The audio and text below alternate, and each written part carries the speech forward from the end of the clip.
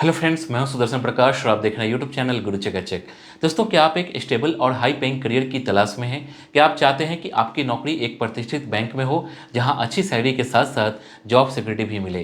तो ये वीडियो आपके लिए है। दोस्तों, हर साल लाखों स्टूडेंट्स बैंकिंग सेक्टर में करियर बनाने का सपना देखते हैं, लेकिन ज़्यादातर को ये पता ही नहीं होता है कि इसकी सही शुरुआत कैसे करें, कौन कौन से एग्जाम देने होते हैं, कौन सी पढ़ाई करनी होती है और आखिर में बैंक में नौकरी पाने के लिए किन स्किल्स की जरूरत होती है। अगर आपके मन में भी ये सारे सवाल हैं तो घबराने की जरूरत नहीं है।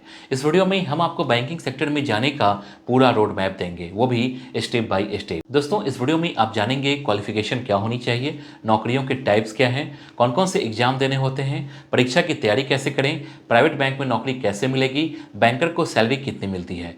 तो अगर आप भी बैंकर बनने का सपना देख रहे हैं और उसे हकीकत में बदलना चाहते हैं तो इस वीडियो को लास्ट तक जरूर देखिए, क्योंकि यहाँ आपको मिलेगा क्लियर गाइडेंस, स्ट्रेटजी और सक्सेस टिप्स। तो चलिए शुरू करते हैं और सबसे पहले जानते हैं बैंक में नौकरी के लिए क्वालिफिकेशन क्या होनी चाहिए। दोस्तों, अगर आपका सपना है आप एक रेपुटेड बैंक में नौकरी करें तो सबसे पहले जरूरी है सही क्वालिफिकेशन। बैंकिंग सेक्टर में जाने के लिए ग्रेजुएशन होना जरूरी है, चाहे आपने बीकॉम, बीबीए, बीए, बीएससी या कोई भी डिग्री कोर्स की हो, आप बैंकिंग सेक्टर के लिए अप्लाई कर सकते हैं। हाँ, अगर आपका बैकग्राउंड कॉमर्स या फाइनेंस का है तो आपको थोड़ा फायदा मिल सकता है। दोस्तों, सरकारी बैंकों में जॉब पाने के लिए IBPS PO, IBPS clerk, SBI PO, RBI assistant जैसे एग्जाम देने होते हैं।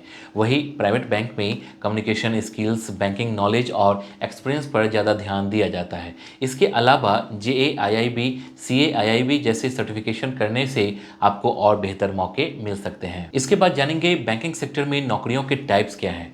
दोस्तों, बैंकिंग सेक्टर में सिर्फ एक तरह की नौकरी नहीं होती, बल्कि बहुत सारे अलग अलग ऑप्शंस होते हैं जिनमें आप अपनी पसंद और योग्यता के हिसाब से करियर बना सकते हैं। अगर आप सरकारी बैंक मतलब पब्लिक सेक्टर बैंक में जाना चाहते हैं तो IBPS PO, IBPS clerk, SBI PO, SBI clerk, RBI assistant और नाबार्ड जैसे पोस्ट के लिए एग्जाम देना होता है। इसमें प्रोबेशनरी ऑफिसर मतलब पीओ और क्लर्क के जॉब की सबसे ज़्यादा पॉपुलरिटी होती है। वहीं प्राइवेट बैंक मतलब प्राइवेट सेक्टर बैंक में जॉब पाने के लिए आपको गुड कम्युनिकेशन स्किल्स, फाइनेंस और बैंकिंग नॉलेज की जरूरत होती है। यहाँ relationship manager, credit analyst, loan officer और कस्टमर सर्विस एग्जीक्यूटिव जैसे पोस्ट होती है। इसके अलावा आरबीआई, सेबी और नाबार्ड जैसी संस्थाओं में भी शानदार नौकरियां मिलती है, जहां आपको रेगुलेटरी और पॉलिसी मेकिंग रोल्स में काम करने का मौका मिलता है। अगर आप इन्वेस्टमेंट बैंकिंग, रिस्क मैनेजमेंट या फॉरेक्स ट्रेडिंग में दिलचस्पी रखते हैं तो वो भी बैंकिंग का एक बेहतरीन करियर ऑप्शन हो सकता है। इसके बाद जानेंगे बैंक में नौकरी पाने के लिए कौन कौन से एग्जाम देने होते हैं। दोस्तों, अगर आप बैंक में नौकरी पाना चाहते हैं तो इसके लिए आपको कुछ जरूरी एग्जाम्स देने होते हैं। सरकारी बैंकों में भर्ती के लिए सबसे ज़्यादा लोकप्रिय एग्जाम आईबीपीएस पीओ और आईबीपीएस क्लर्क होते हैं, जिन्हें institute of banking person selection मतलब आईबीपीएस द्वारा आयोजित किया जाता है।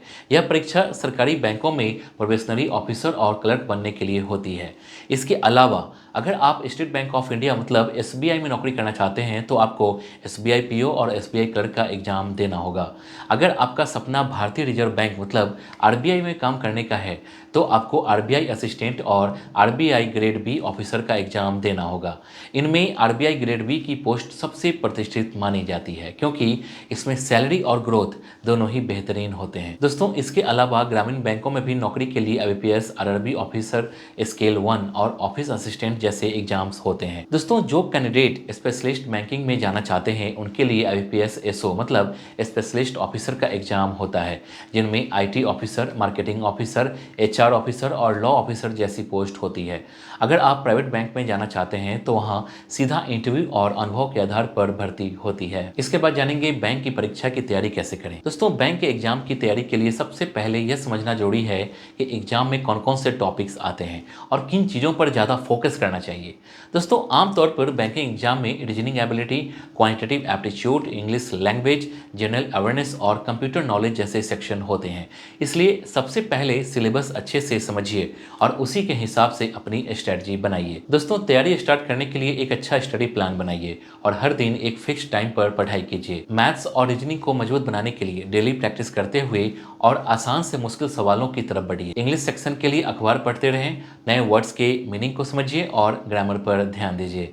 दोस्तों, करंट अफेयर्स के लिए डेली न्यूज़पेपर पढ़िए, बैंकिंग से जुड़ी लेटेस्ट अपडेट पर फोकस कीजिए, मॉक टेस्ट और प्रीवियस ईयर पेपर्स सॉल्व कीजिए और अपनी गलतियों को सुधारने का कोशिश कीजिए। पॉजिटिव रहिए, मेहनत कीजिए और खुद पर भरोसा रखिए, सफलता जरूर मिलेगी। इसके बाद जानेंगे प्राइवेट बैंक में नौकरी कैसे मिलेगी। दोस्तों, अगर आप प्राइवेट बैंक में नौकरी पाना चाहते हैं तो इसके लिए सही योग्यता, स्किल्स और नेटवर्किंग पर ध्यान देना जरूरी है। प्राइवेट बैंकों में भर्ती आपकी क्वालिफिकेशन, एक्सपीरियंस और इंटरव्यू के आधार पर होती है। अगर आपने बीकॉम, बीबीए, एमबीए, फाइनेंस जैसी डिग्री ली है तो मौके ज़्यादा मिल सकते हैं। सबसे पहले HDFC, ICICI, axis, Kotak Mahindra जैसे बैंकों की वेबसाइट के करियर सेक्शन में जॉब अपडेट चेक कीजिए। साथ ही लिंक्डइन, naukri.com और इंडीड पर प्रोफाइल अपडेट करके अप्लाई कीजिए। दोस्तों, इंटरव्यू के लिए कम्युनिकेशन स्किल्स, बैंकिंग नॉलेज और सेल्स स्किल्स को मजबूत कीजिए। Relationship manager, loan officer, credit analyst जैसी नौकरियों के लिए ग्राहक संभालने की क्षमता देखी जाती है।